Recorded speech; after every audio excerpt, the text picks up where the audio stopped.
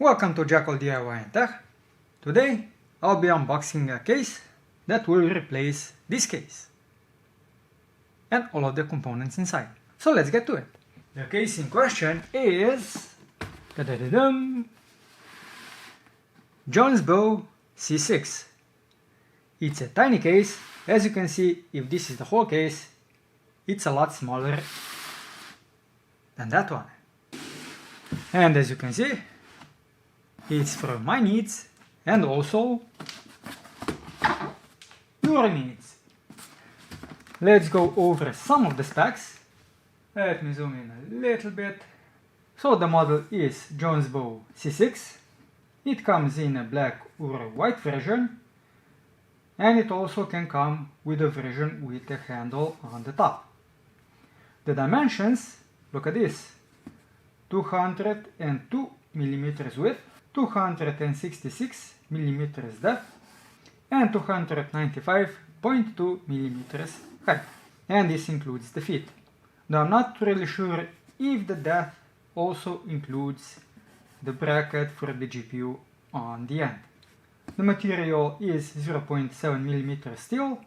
Now this case is highly customizable. You can use 2 SATA SSDs or one big hard drive. This is in the front, and you can also use a fan in the front. Instead of the hard drives, the motherboard supported is ITX or mini ITX. We have 4 PCI extension slots. On the front we have a power button, USB Type-C, USB 3.0 and an audio connection, which can either be for headset or microphone. What's also unique about this case is that it supports ATX power supplies.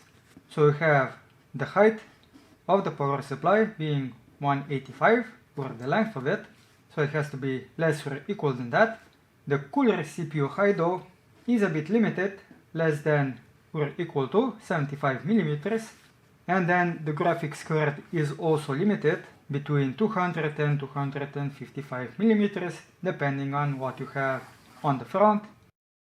As for the cooling system, on the top you can have a 120 or 140 mm fan, the same on the bottom, and on the front you either have the cooling or the disk. As for the weight, 2.5 kilos. Now let's take a look what's actually inside the box. Alternatively, if you want a little bigger case than this one, you can use a Jonsbo D31 or a Jonsbo D41. While it's all mesh, you can also have a screen on the front. It seems that it comes assembled, which is nice. I thought that I would need to do some assembly. So I can just take it out.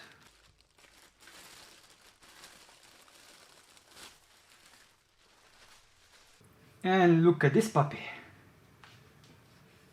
Probably twice as small as this one, as the black one. I'll just go get a meter because the depth, I think they put this as a depth, but you also have to include this and this. So for the depth they have 266 millimeters, which exactly is this.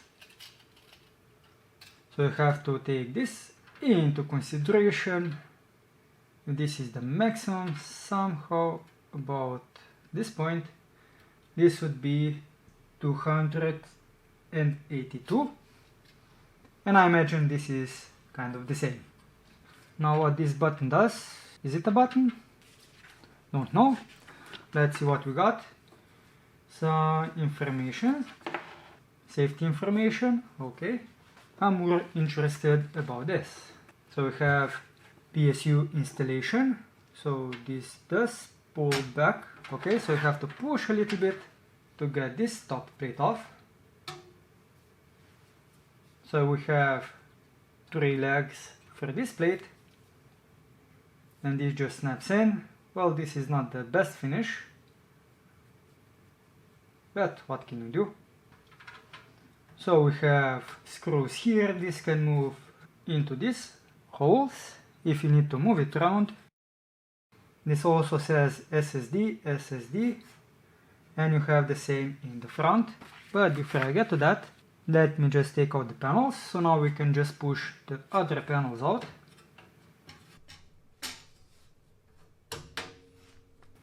So this is the side panel, this one has 3 holes, and while everything is metal, these clips are plastic and the sides are plastic.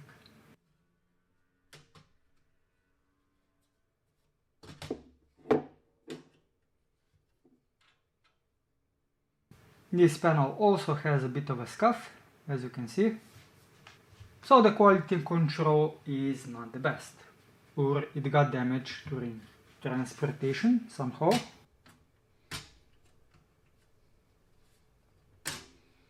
But based on how this was packaged, I doubt this is transportation issue. This one also has bad paint job, but at least it's good on the outside. And what we have on the bottom? On the bottom it looks like we have a mesh, and this is just screwed in through the holes, so the holes hold this mesh in place. That's kind of a bummer. I was expecting the same kind of solution as the top one. And also this is a little bit silly.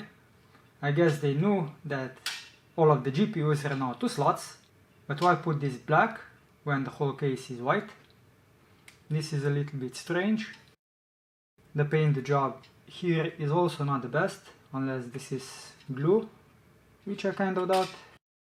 So the quality control could definitely be better when it comes to paint. Now let's see what we have inside the goodie bag. So first we have the USB-C and the USB 3.0 connector.